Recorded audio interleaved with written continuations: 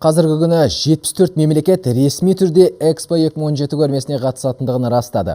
Тағы 15 халықаралық ұйым өкілдері шараға арнайы келуге ниет білдірген.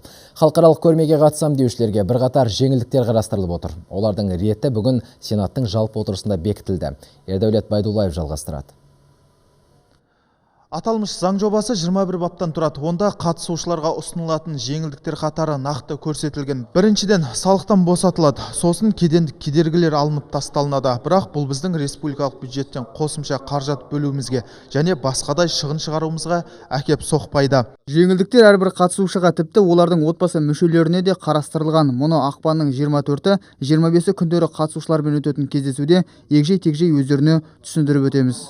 Ұсынылатын жеңілдіктер қатарында қонақтардың көлік жүргізу куәлігін біздің елде пайдалануына да рұқсат етіліп отыр. Аталған жеңілдіктерді ағымдағы жылдың 1 наурызынан бастап көрме аяқталғанға дейін пайдалануға болады. Жалпы экспоға 3 миллионға тарта шетелдік турист келеді деп болжануда.